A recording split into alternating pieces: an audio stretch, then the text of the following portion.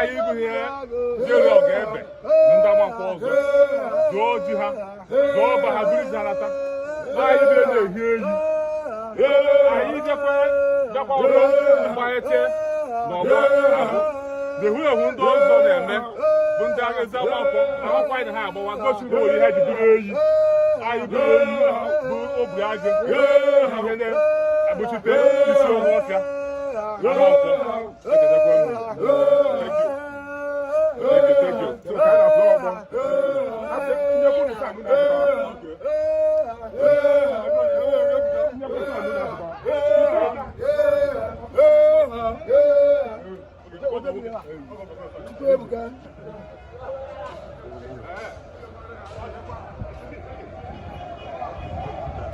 I'm sorry, sir. Me, I thought that that move.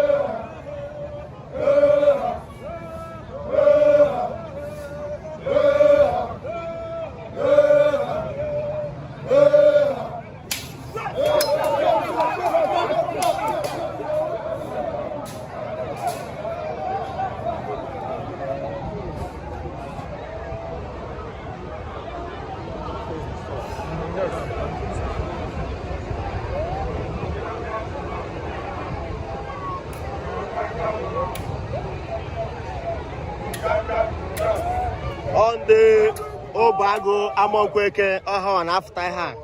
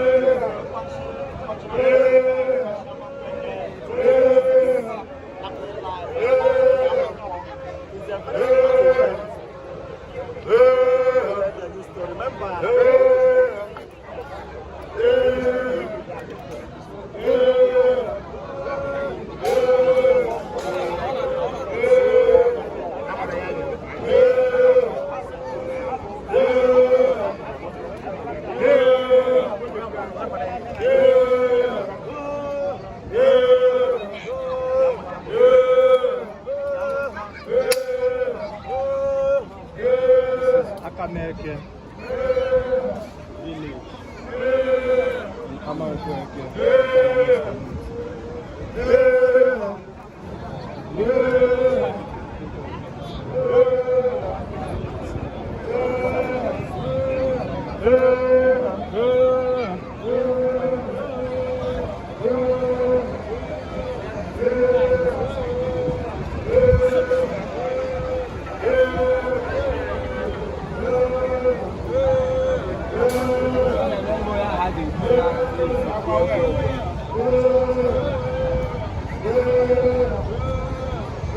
As you can see, this is the display of bravery. During the olden time, they are hunters and they are fighting for the community. Igwa Nshi Amankwo 2026 happening live at Obodo Amankwo. You can see the tactics, the game plan, the costume, everything makes it unique, makes it interesting, makes it lovely.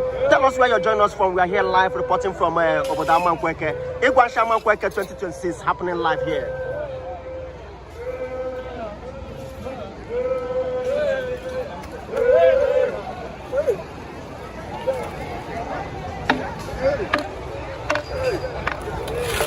That's how they find the girls.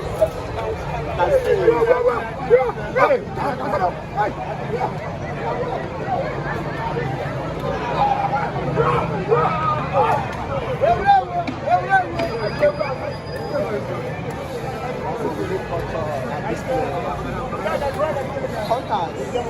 for the community.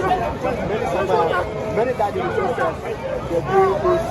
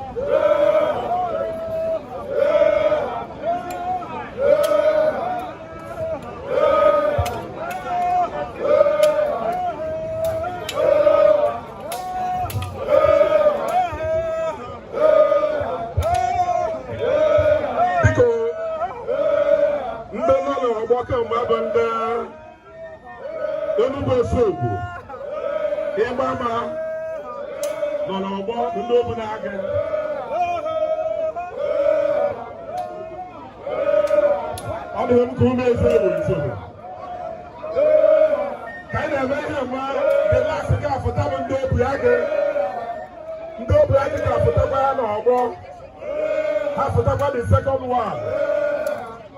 Now I'm back to where now for the third one, you approach. Now we're around the up 2026. It's an opportunity, but they can need a jar in a and do my phone or one come. Mama, then go so good, don't open again. I want to with this 2026.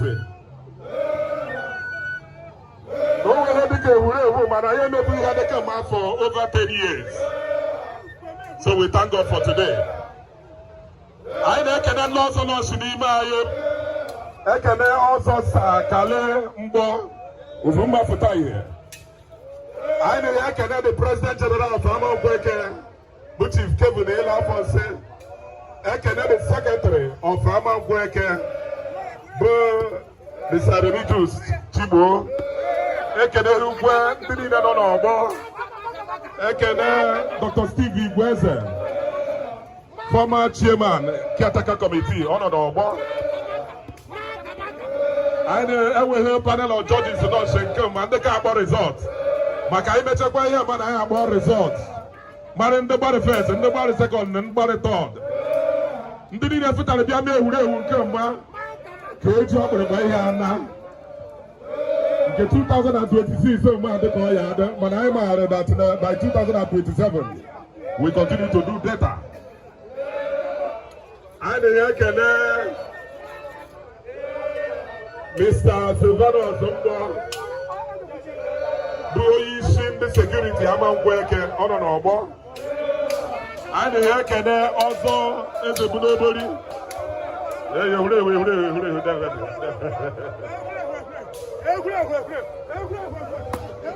So the kind of tell you no brag couldn't go the second time. Because no brag Amankwo. I know tell you couldn't bagota. So let him this opportunity now can Because Ndaka make Enugu tell you before no we after the second one. Because for that no more, we don't buy a pen and not just join the others before no we after for the second one, second time. So we still want to seize this opportunity to thank one of our brothers, but also Dr. Ubenso. Oh, yeah, but chairman, Enugu Hotel, Navigator Hotel. All 40-something rooms. Oh, yeah, we're very big events. About the 1 year. Because can you go back and Navigator? Over advance by the baby. You can have it. I took a of here. Thank you very much. Ubenso. I didn't can. As if nobody. Ikirikweni who go to Chakor, Reverend Father, or the arena, so we thank you very much. Agadebo, what can you do in an obo? There, or a stakeholder, they will go through. Because there, I think, and he make a who don't work at Monobembo, Lutawande, or chief, or an elder. Can you hear the number more than 80 years? Lutawande, you are highly welcome. Cactus in the Hankama, Mr. Nibo, of the Arabara, Cactus, you are highly welcome. And Gozier, one for Agozier. Obotu, he had taken living for so many years. So we thank God for this wonderful weather. Before I video here, my better city make a do, here for the quick meeting, maybe here and there. I have a Chileka, nowhere that I. There can do so that I'm American, they are going to make a I'm on the serious and talk my game. Madame go,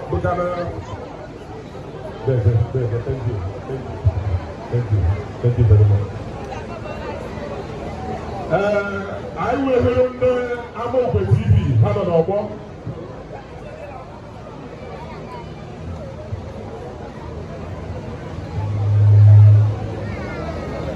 Because Amankwo TV no it's a one platform Amankwo. DJ click grow. Makawuna I know so go you.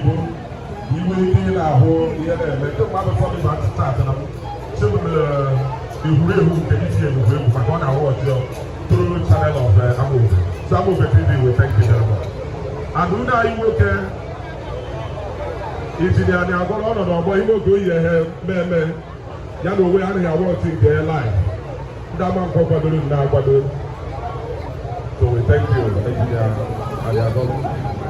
Because we still want to seize this opportunity to inform the buyer.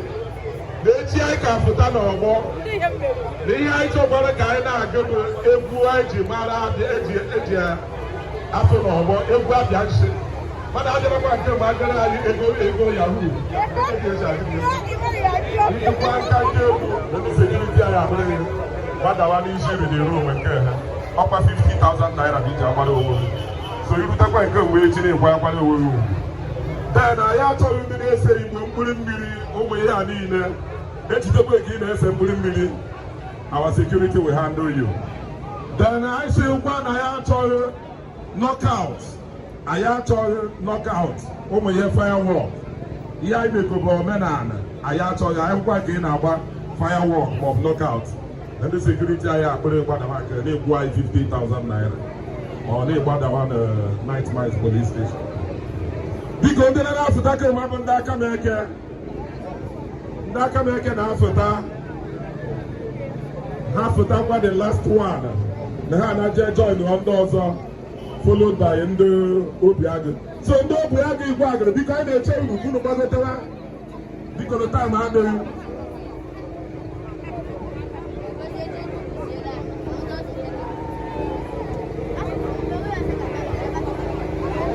Opportunity to marry academic security to be there. Has to be here, man. How many know here, Mark? I don't have plan very well. They are doing very well. So I can end Amankwo neighborhood. I can do when the security I can progress it through. I need to do no more. Now coordinate here, man. So I national gathering. So don't be able to go. Don't be able to. I the second time.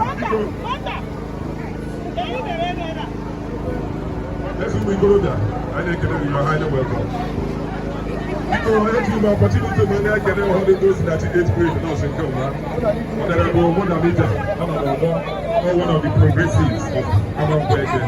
I know the Ekene Chief, Ogwefi, Mostly Enterprises, Chief Erasmus. Erasmus, I know, thank you very much. I thank you.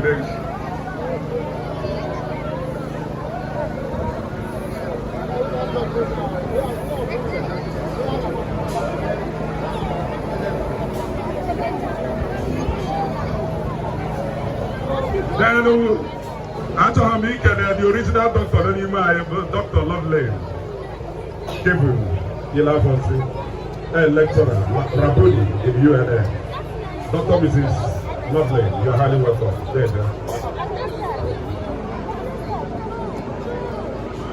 And I'm the chairman of Chairman Umwezewo, Mr. Chris, Chairman, you're highly welcome because I'm the chairman Akameke. Thank you very much. You're welcome.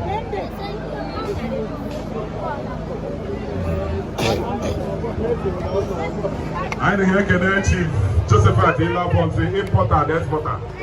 We can support that I here my people because you're highly welcome. Thank you for what you are doing for our people. I'm the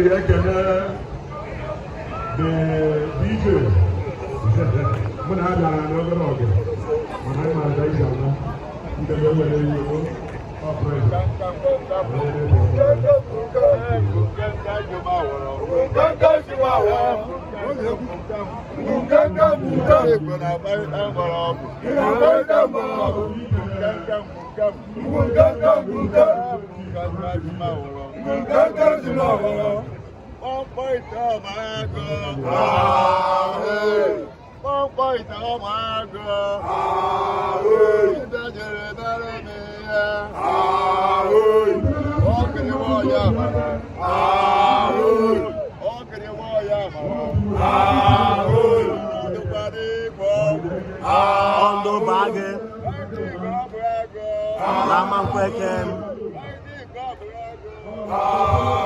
Very unique culture, Igwa. Live and direct reporting at Amankwo. Different kinds of people, different kinds of things we see in the cultural festival.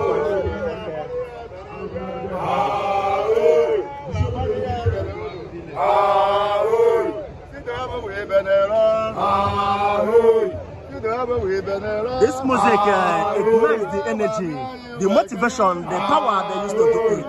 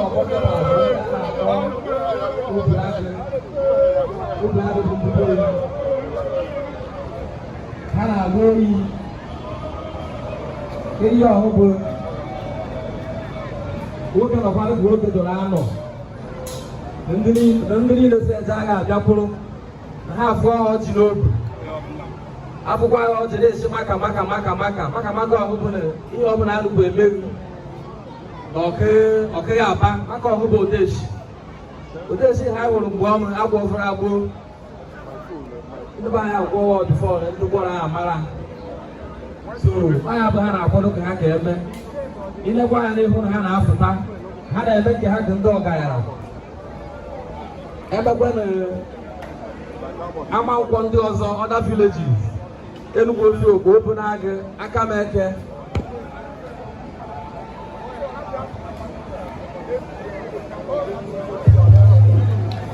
Umeze Onima man he team up to form a force against Obuagụ.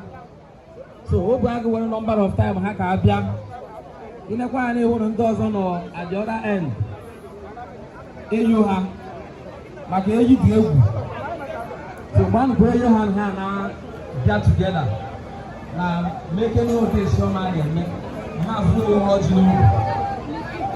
Onye ihe dị mma, onye nke yi nwere ọchị ọtụtụkwa na ọvụọ na n'obi. Ọ bụrụ high cultural significance. Ọbara bụ anyị na-eji, na-emechakwa ya. Na-emebanye the final stage, aka eji agbasa. Final stage ọhụrụ. Aka ekwe na-abịa na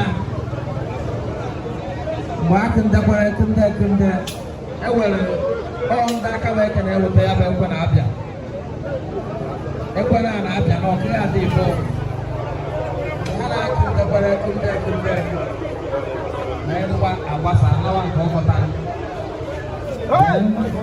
henceforth na-alabanye ihe a na-akpọ iri nshi aghasi ọlụbụ house to house visitation a na-echu ụra all night affair through the morning. Man, I need the house by house. When you were going to go any other day, you can ask me alone. I can do. And the one fact, 8 or 9 in 2 days. Village open at Awasa, all my grandmother is the one there. Okay, 8 to be open at Awasa. 8 a.m. Mana Basa, and the Ogbo starts by 4 on the dot. There is a criteria for judgment in the Kaaba first, second and third. And at then every village is other unique in their appearance and their vocal composition. Ndị na-agụrụ egwu ndị na-ekwere egwu ma nwoke ma nwaanyị na ha anabata n'ọgbọ na anyị niile etewe egwu atendekwa etende anyị tejukwa ahụ na edukwa anawa na kọntinu ihe nke a kwụsịrị n'ege nshi aghasi until Sunday morning and on and on and on. So ọ ya bụ ịgwa nshi anyị ekele ndị niile bịara be anyị ndị mbana na ọnụ keke ndị ọzọ. You are all welcome to Amankwo. Onye bịakwara nke nwa ọ na-akwa ka ihe o doro bịa n'udo bụ ka ọ ga-ede ana n'udo. And ị bịa hụkwa be anyị, don't misbehave. Biko, keep yourself guided. Okay.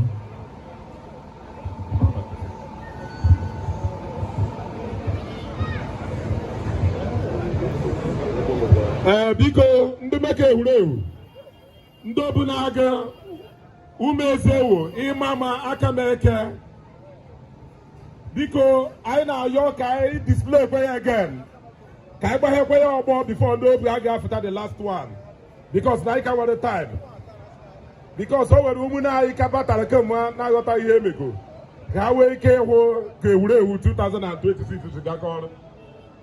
So biko anyị na-ayọ unu ka unu pụtakwa ya n'ọgbọ ndị Obunaga Enugu Osogwu Umezewo Akameke Imama biko unu pụtakwa ya n'ọgbọ before ndị Obunaga after the last one just like for 15 minutes.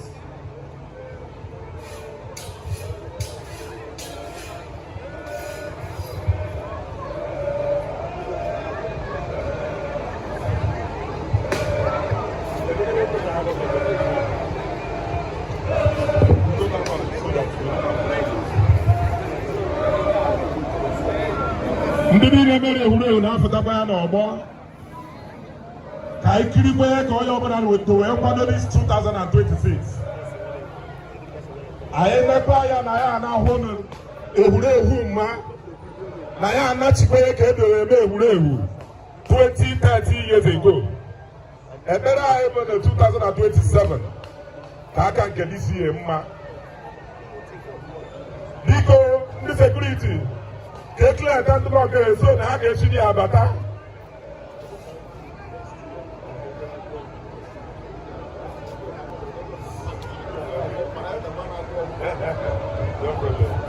Thank you very much.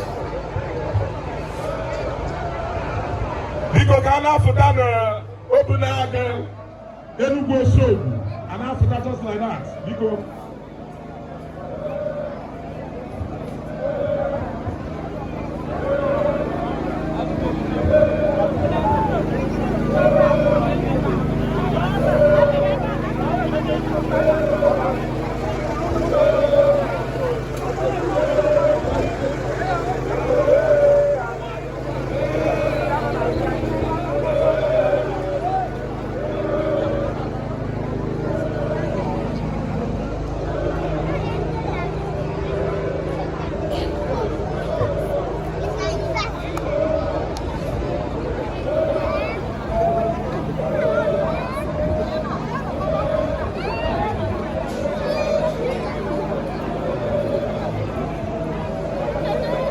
I chọrọ ka a na-apụta according to villages because ndị ọbụla apụtakwa followed by ndị Enugu Osogbu.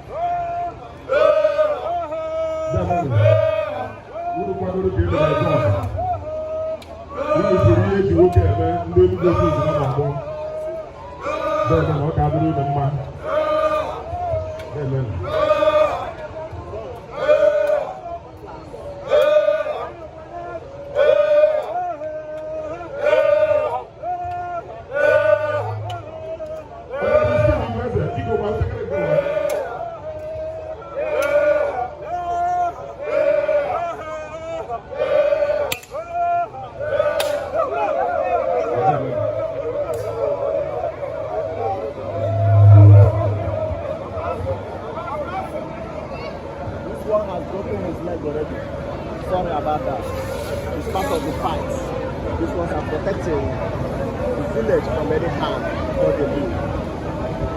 That's the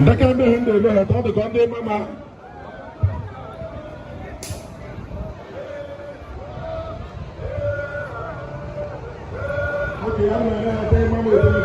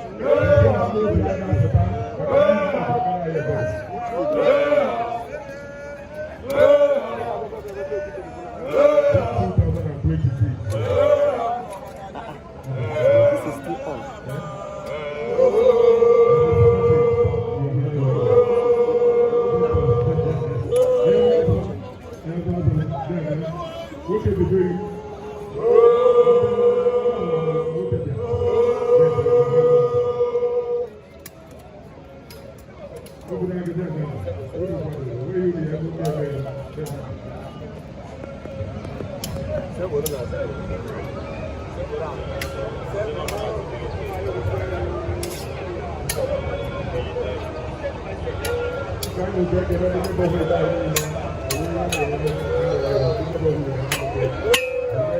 good.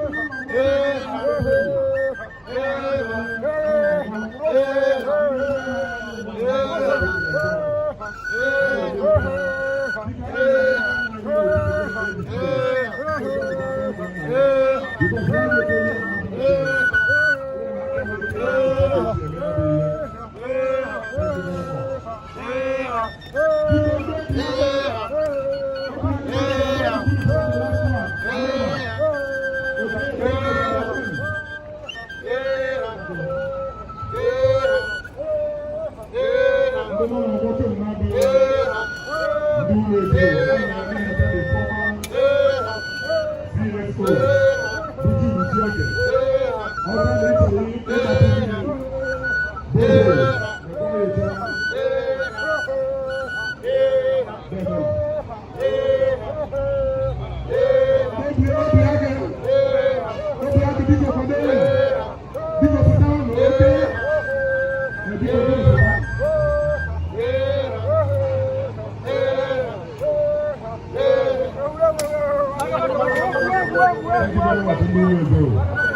you. No, do nothing. But nevertheless, you will try. Thank you very much. Biko, I know back at the end of the put on over in our Biko, I know your bona. More is this and didn't acquire away. Come my do out. I open acquire away you. Biko, I take an eye of a national gathering of a number. Ekele egwe ndị niile na-asị asa n'obodo nke onwe a gwara ka ha mechie by 1 p.m. ha wee mee dịka ndị security anyị si wee ma ha dịka anyị na-ekele unu asị na ọ ka adịrị unu mma. We still want to thank the ESCO of Amankwo Eke, the PG, Chief Kevin Ilafonsi, the Secretary, Mr. Rems Chibo, na ndị ọzọ ha na-achị Amankwo. Na-asị na ọ ka adịrị unu mma. Ana m eneghete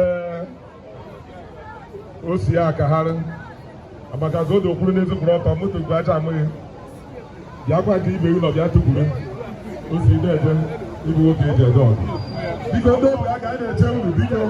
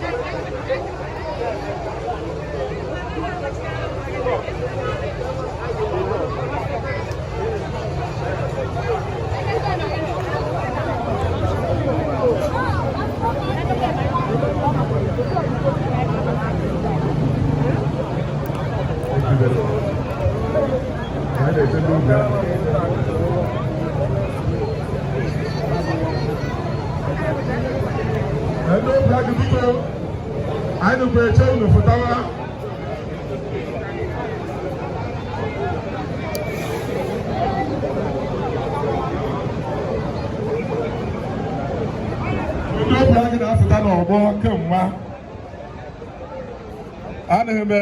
The former youth leader of Amankwo, me and Amankwo, and I had to fill him out on Yama, and I had to fill him out on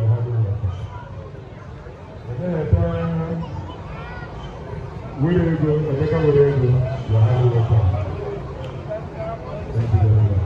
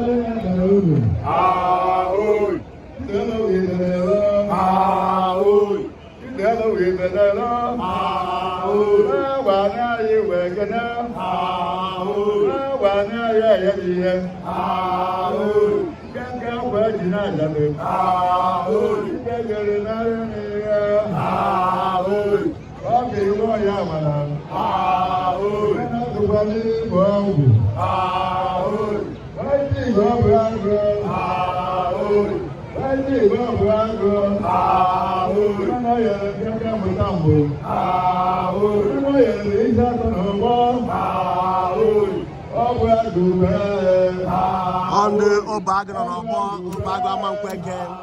Now why be share Soraya Bobby on the one in over the Amankwo kind of life and direct Igwa Amankwo 2026.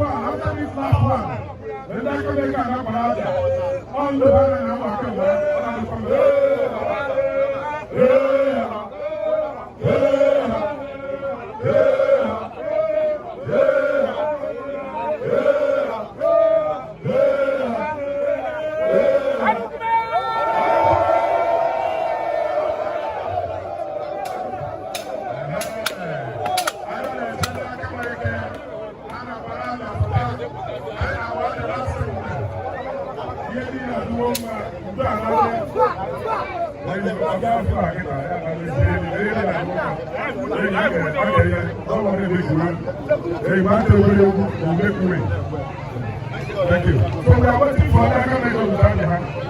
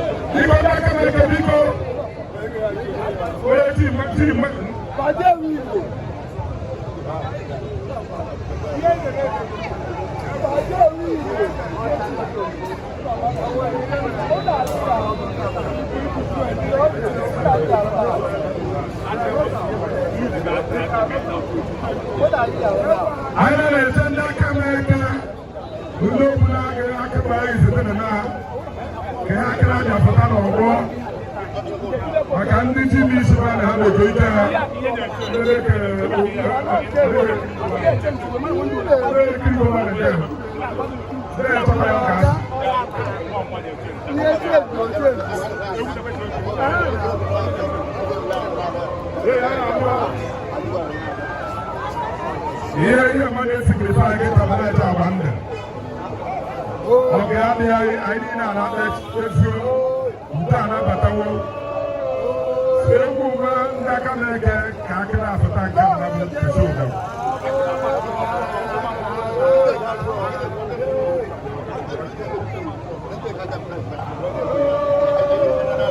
Ama aka na-eke okwu na-aga Enugu otu ịma mma osekwu.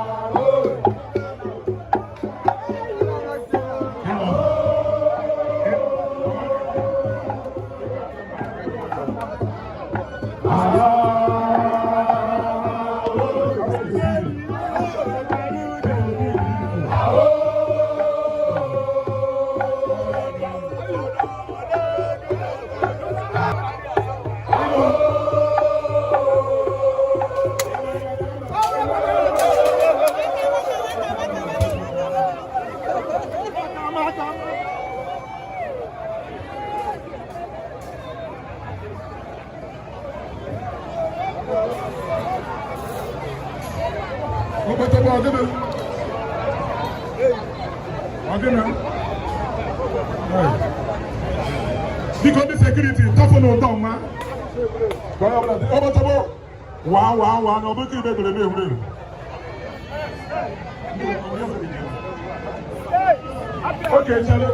okay, security. Because I hear some award. Because I know about all the village chairmen. Who know what got any one come, who know wake in and here road.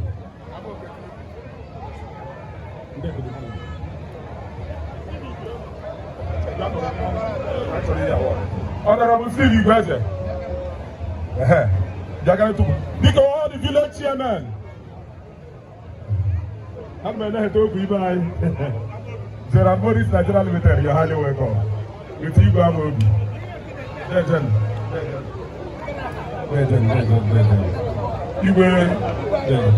Because I know all the village chairmen. You have got any wound to ma. Can you wait on the battle first? The battle second, the battle third, and then go to I still want to seize this opportunity to thank our DJ Benkapo, because when I got him back today, I can't go that one. I did take 2 bottles of beer, so we thank you very much. I think I get Dr. Daniel Agiji. Because all the village chairmen.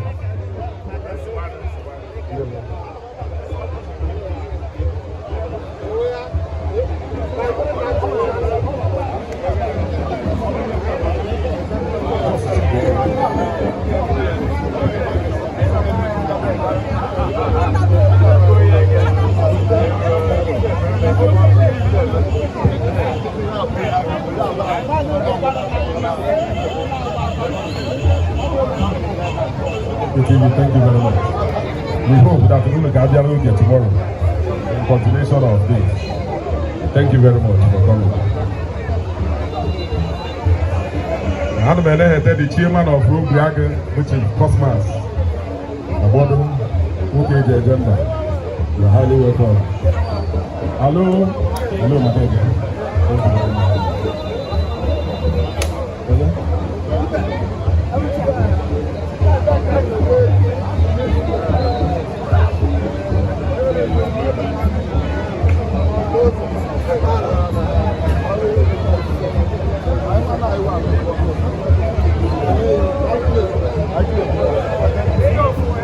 Powerful, Mr. AC. You're highly welcome. I'm coming in on our Thank you. Legend.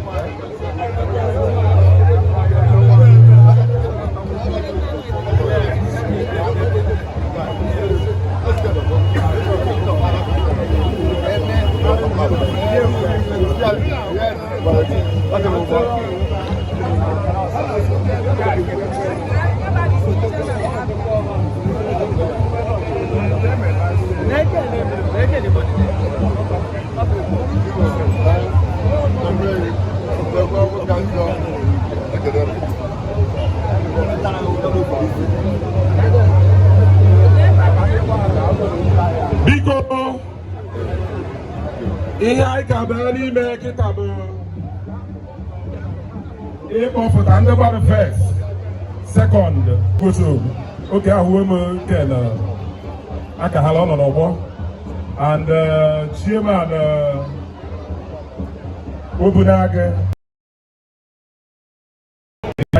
on here and chairman of Umezewu, Mr. Christian in the BC, chairman of Obunaga. Okay, chairman of Mama. I'm a secretary, because Mr. Secretary and the chairman, and Obiage, the chief, Cosmas, one of the most powerful chairmen there were in Amankwo. Look at them. So,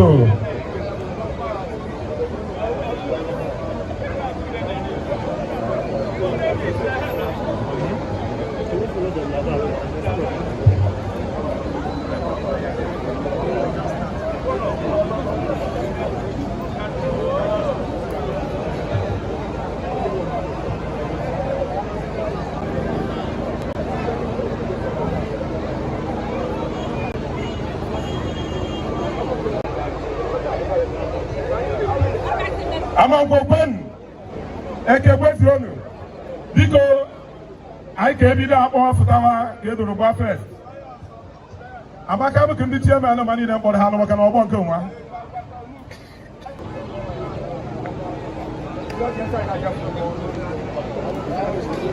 Biko, ndị gbara first na-ewurewu 2026 bụ ndị Obunaga Amankwo eke.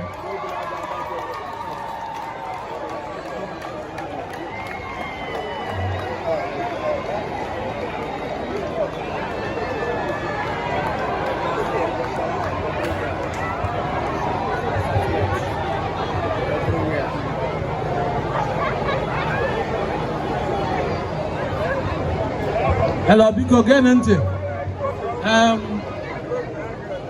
into because every village in Amankwo today perform wonderfully well.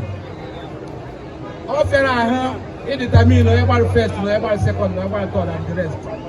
Man, no what to put here matter. You everybody first. So here I do check. In terms of time, I do for time. Obunaga for exactly 4 o'clock. Over the foot at 4 minutes after 4. When the foot at 2 minutes after 4. It also I do consider positions, but costume. And then I check performance in the arena. Go to the over the footare, Yara, Gani, Jaguar, and over the footare. Umunti, a video, Umunti Hapo, Amman have part of the group, Hadiche.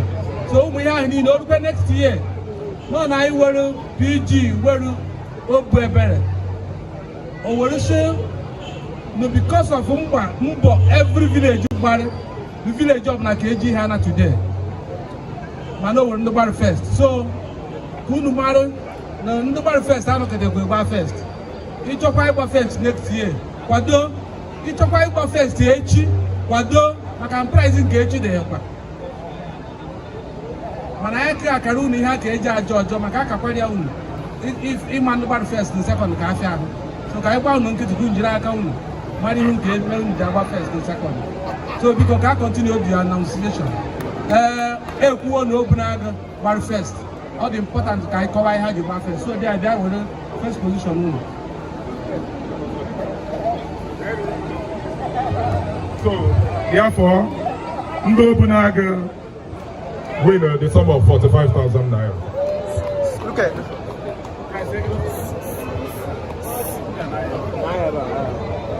Very good. Very good.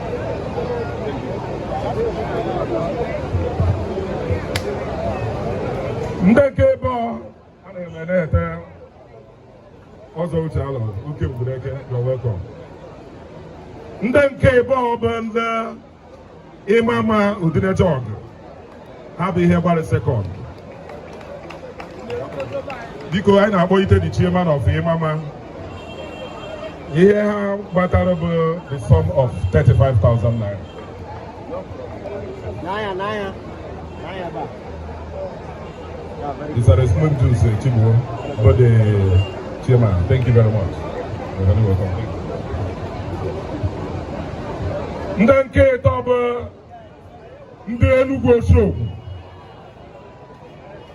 Enugu Sogu being about a third. Because I know the chairman of Enugu Sogu. Here, how we tell about the sum of 30,000 naira. Very good. Thank you. Well, listen.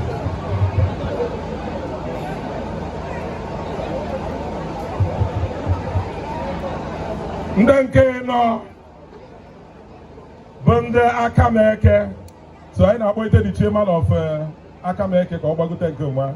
Yawari Hero the sum of 25,000 naira. Naya ba.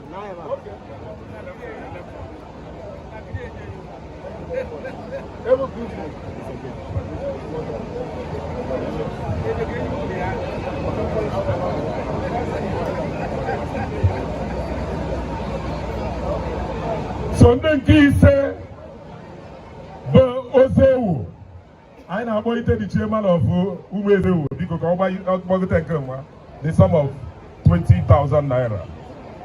Or the sum of 15,000 naira. Okay, the sum of 20,000 naira, sorry. I don't have on there it has. Thank you, Mr. Chairman.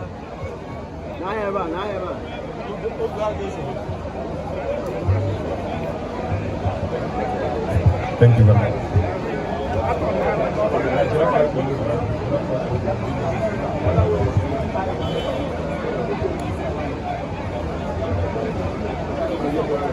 Biko, ndị na-akpọ kịta bụ ndị ji mma n'isi na-anụkwa ekwu okwu ịfụtame egwuregwu ọndụ ogbe agụ. So ogbe agụ ihe a na-enye ha bụ awọdụ. Ha so the first, second, and third, or fourth, or fifth, or whatever. Maka ọkwa na ha abịa ịma na-enwe ebe ka enweghị isi. So a na-enye ha the sum of 25,000 naira.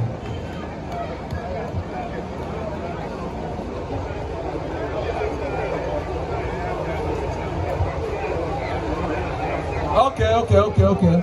Because as you may increase to 30,000 naira, the unit abụghị small thing. So, Chairman, come and have it. Naira. Yeah. Very good. Yes.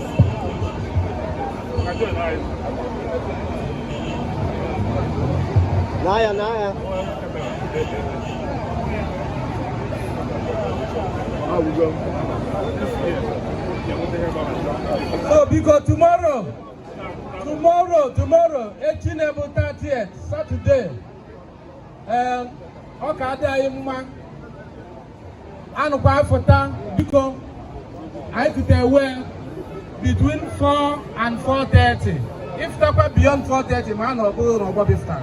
If they are recording those, so because I'm 4, no video futa, because.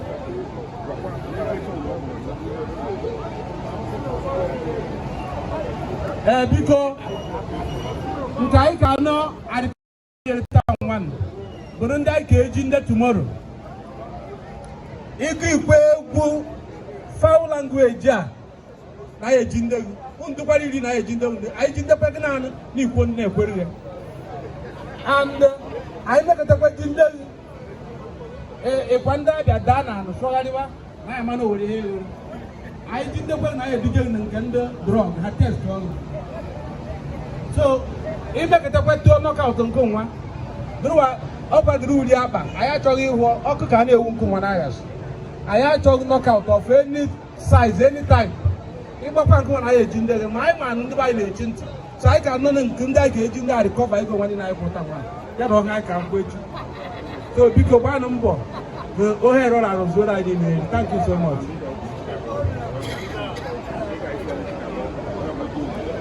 PG not a permanent, but here where you one with us to get Julia. Tomorrow back at you go double. So on the top of it, whatever you go double, I could couldn't dress. I can number. I can add down. I can also the son.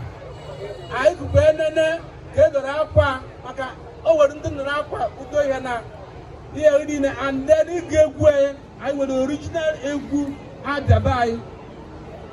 Oh, Elizabeth on their high Elizabeth Eku, Undo to a Nagum bomb. And my joy, am I the Akanando. So, because in I told Eku, it's our father. You don't know where I was, sir. The boy, they don't buy one another. I get prizes for you people. So, in what I would also thank you what that was on another. No idea advance. So, because I can only if you can also do Amana, not soon now, and Miss Abusigo. Amankwo, I can question. It's my hand, Amankwo. When I can be Bunibe. Who did you wear back on? The 2026. Wouldn't there buy ọ tege aka emetebere ụdị egwuregwu nke eme tata egwuregwu anyị na-ana mana anyị si na ọkụ ya ana we want to revive it ka anyị mekwa ya ka ọ dịkwa ya ile dịkwa ya ndụ gị na-asọ ụsọ lukatawa elders n'ebe a nke desie ka adị special ihe nji na-eme dis announcement bụ na ngwa unu na echi ka adị egwu n'ebe a ihe niile anyị kwado bụ echi ihe a bụ just appetizer tomorrow ịbịakwa ebe a n'ihu ihe Amankwo ji wee bụ Amankwo anyị kwadochie ike ndị be anyị na-asọpọtụ anyị ego niile anyị na-espend ebe a ọ ndị Amankwo ndị nọ mba na ndị n'ime ezi bụ ihe wetara ego a wee sị na ha ga-asọpọtụ ihe anyị na-eme ka ọ na-aga n'ihu anyị ewe ụgwọ naira na akaụntụ anyị ọ ndị mmadụ nyere anyị ego anyị ji eme ego taa na m na-ekwu ụnụ nkwa na onye ọbụla gakwara ebe echi ga-adị very very happy gọvanọ ga-abịa ebe a senators House of Rep, House of Assembly, local government chairman, invited all of them. Thanks. I know one. So if you got this one, but we are very important to do that. Last announcement, people, I tell you to join us. Why don't we? You know, Beba. Oh, you're getting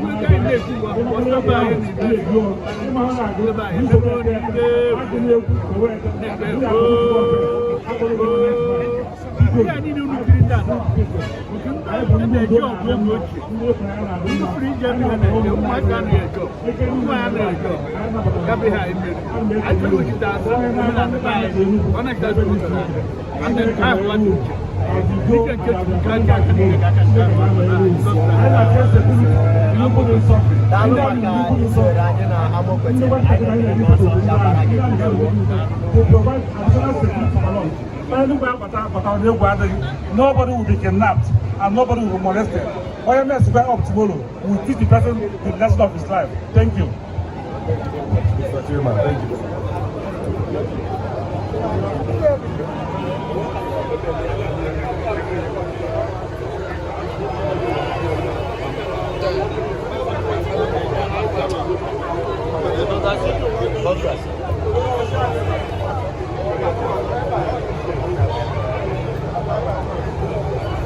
The executive. I make it on that man about ever not come to the Amankwo, ever remember what Amankwo again. When I put up on that, people in a way I got for get Igwa shashi. Because I'm one of the president.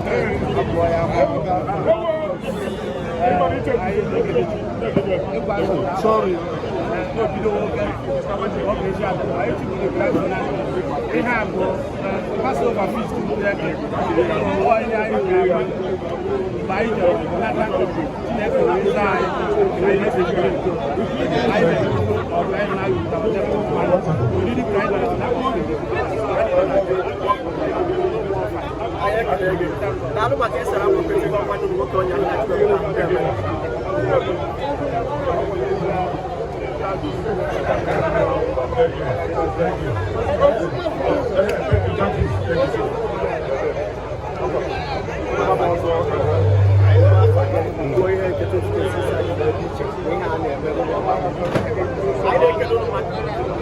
I don't know what is about the TV or one of the if I'm on that, I'm not going to Amankwo again. And make me question. Amankwo again, get to I don't see about the name and they have your position in the again. Who's the area? Every state, Southeast Africa.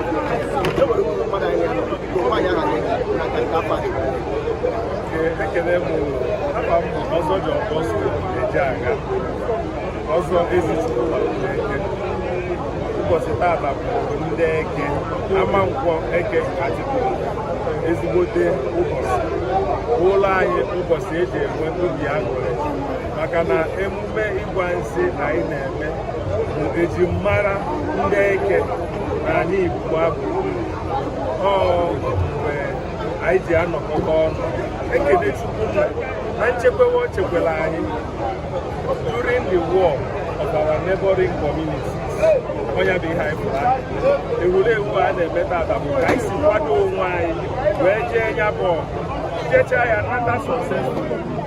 Ana m ebunye ụgwọ ekene our president general Chief na ndị executive ya maka na ọ bụrụ na ị bịapụ na ndị a na-emebu bịa nke arụ a ebu na ihe dị iche anyị si ha jidekwa ka ha ji maka na onye si ya jide ka onye na-eme ọfụma anyị ekele gị ịbụ onye ọma na-esere Amankwo TV ịma na oge niile anyị na-anọrọ ndị eke onye na-asịkwa gị agara ebe ọbụla makara mmadụ na-echi ga dịka ya gị bịara ndị bụ maka isere anyị n'alụ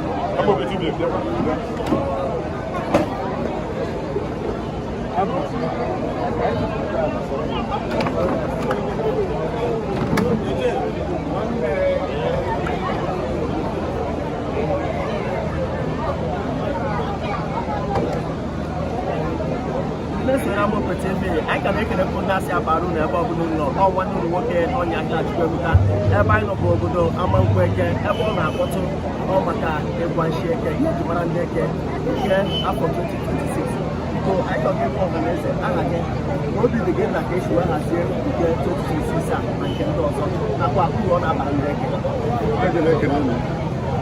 aha m bụ ụzọ Kenneth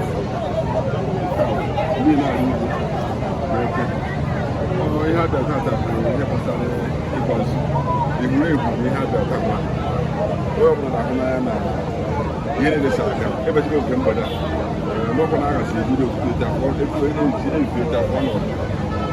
ihe m nwere ịgwa ndị mmadụ ahụ na ịhụrụ efere ndị bọọlụ na-asị aka everybody dị happy ma ndị ebe anyị ma ndị bịara abịa a ga executive one thing they make a forest. I'm a prisoner because from the look of things, they have to and they watch how the look of things can be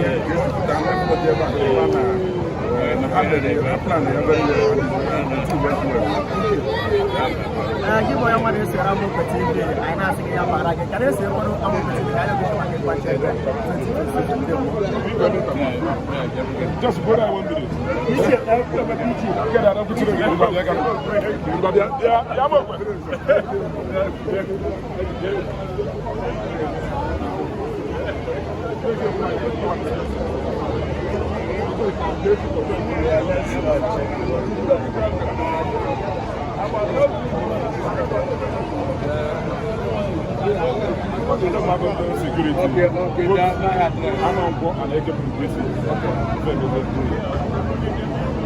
Amankwo TV anyị ka na-ewetara ụlọ ozi ka ya bụ ịgwa nshi eke Amankwo eke 2026 kacha aga ebe anyị nọ n'obodo Amankwo ebe ọ na-akpọtụ anyị wepụrụ na-afụ ndị nche ndị sekuriti mere ka nke dị si efu iche ọ bụrụ ị bịara nke afọ 2026 a ị ga-afụ na ọ dị well organized ahaziri nke ọma wee mee ya ọ dị ka ọpụrụ iche enwere ndị mere ya biko kedu ihe na-agwa ndị kwadoro ihe ahụma ndị ezekutiv na-akwado ihe ahụ na-eme nakwa ndị eke niile na-abịakwa maka nke iche na ndị ọzọ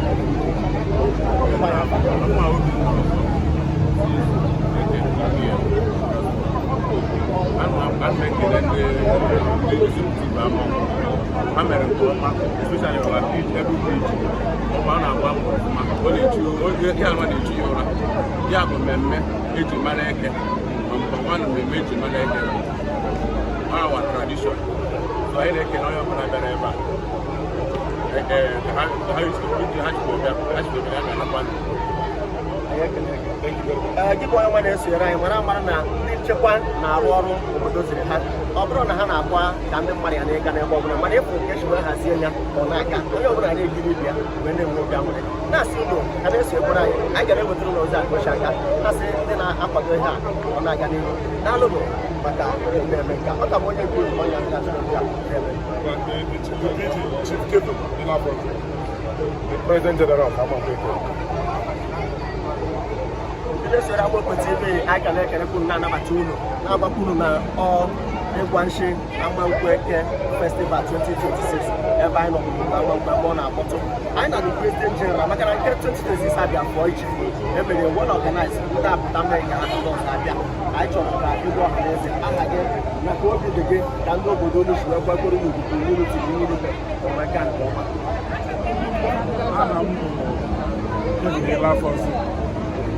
by the special grace of God, President General, Amankwo community. Achọrọ m iji ohere a wee kelee ndị Amankwo niile bụ na mba na ndị bi n'ime ha si wepụta oge ha wee sọpọtụ ịgwa nshi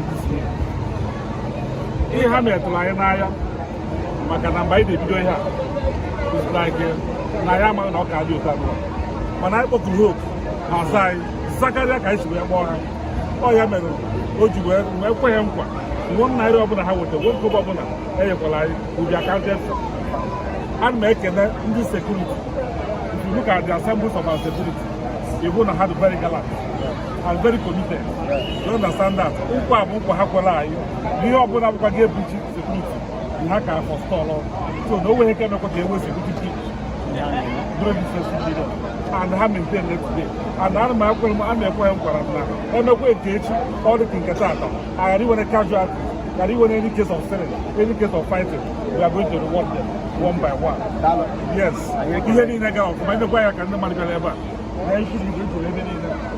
You understand that? If you are not we have our rich cultural heritage. The will be part 1. HB for our village job in Africa. Amankwo village job in Africa, never and I get your award, reward. Get that. Top one in there, when I hear award from the 6 villages, from 1 to 6. Only nobody will have to go. Because the different people, different costumes. I can put them the panel of judges will be looking them, assessing them one by one on the basis of their culture. How organized that? So which are some technicalities and other things how they put into before I see a bar number 1 or a boy a cable or a boy a cable. You understand that? I'm making a point for helping us to reach out and for serving Thank you so much. Give your money to right now. Igwa sheke bụ omume pụrụ iche n'ala Igbo. Ọ bụrụ na ị gabe Igwa sheke, gba mbọ hụ na isonyere nke chi niile ma ọ bụ nke afọ ọzọ na-abịa abịa. Ọ ka bụ onye nke ụlọ ọnya ahịla Chukwu ka na-ewetakwa ụlọ ọzọ na-achụ ụlọ deme ya bakwa ụlọ.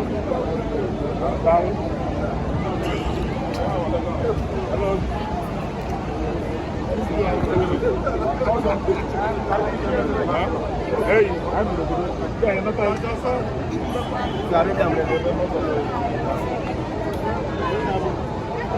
anyị na-ekele unu maka isi ra mmekweta ebe wee na-asị abarụ na ebe ọhụrụ ụlọ ebe anyị nọ taata bụ na obodo Amankwo Eke ebe ọ na-akpọtụ ihe a na-eme bụ Igwa Nshi Amankwo Eke Festival 2026 anyị wee na-asị ya kpakpara gị Igbo ga-adị omenala ga-adị biko anyị kpakọ iwere ọhara agwa anyị aha gị gwa anyị ka obi dị gị n'afọ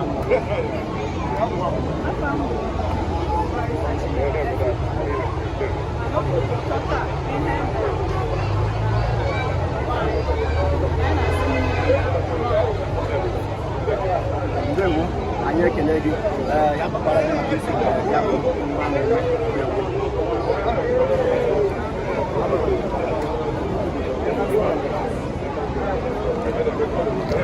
I'm going to also the last one. So I'm also the last Yanaba.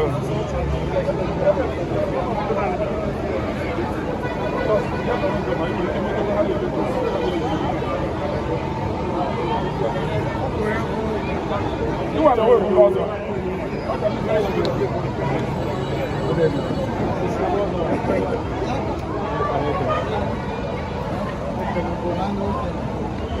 na-ekele unu maka isi na Amankwo TV ibe na mgbasa ozi tata ebe anyị nọ na obodo Amankwo Eke ya bụ Igwa Nshi Amankwo Eke Festival 2026 dị na okpuru ọchịchị otu local government area Enugu State South East ọzọ anyị na-anụ ọzọ Honorable Uche biko ọha na eze ka nke Igwa Nshi afọ a isi wefịa ihe na-agbasa executive ha si ya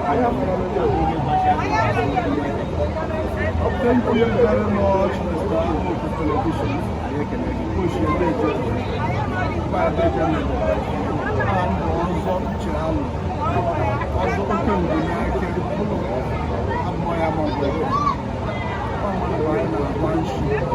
I remember Igwa Nshi Amankwo Eke. And someone who are buying a showcase our new estate. Led by Chief Kevin. Then our piano, Chief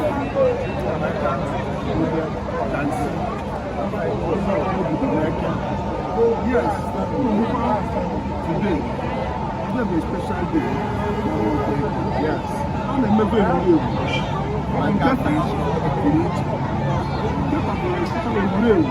organized by this young men. So when they go time to come in December last year, I am a mistake. But I'm mad that they are youth, vibrant, all the something. And today, I'm a showcase to the world what they have here. Let me have those Amankwo Nshi. I'm like this district, led by our brother Igwa. Can I put you and go now? Record deputy level over Thank you. And then, some of the video, I'm going to go to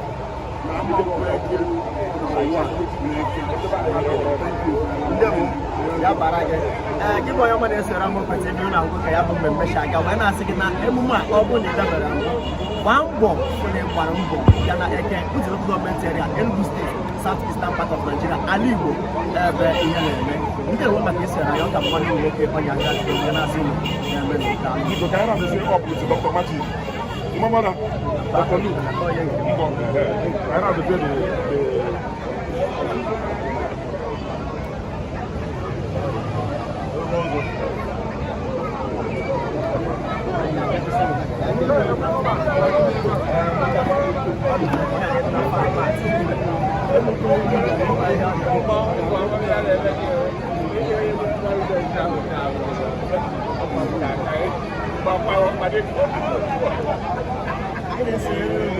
asị abarụ na ebe ọ bụrụ nọ wee na-agbapụ nnata bụ ụbọchị pụrụ iche na obodo Amankwo Eke tata ka ha bụrụ emume ịkwasị eke nke afọ 2026 mmadụ anyị ebe anyị si na anyị ga-abụra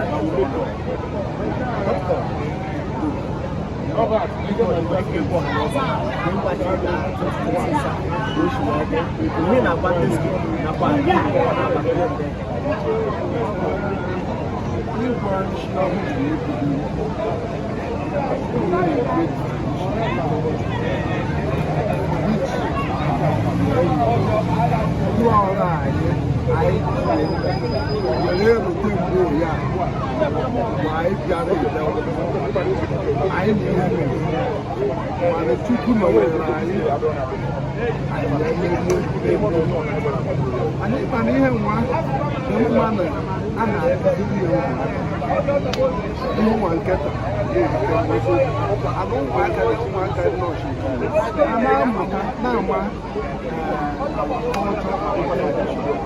because anybody without the knowledge of his or her community is like a tree without the so we're trying to teach our kids, we're trying to showcase behind the moment.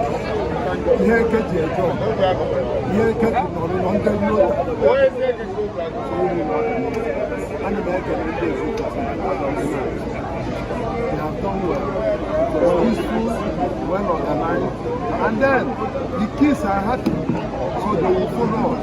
So we pray that many years to come, this culture will remain. Today, Igwa is a global event. All sorts of neighbors state, honored in Nigeria. So I thank you for coming. I thank our executive. Church Shikribe, Debo Haji, Yana Meda. Oh, you can go to look for. I know, I'm going to see a TV on one day. On your hand, that's not even a problem. I can never do it. Now, I'm going to have a little shake. One more, only by the TV, one book, that was not Yaya. They got hey.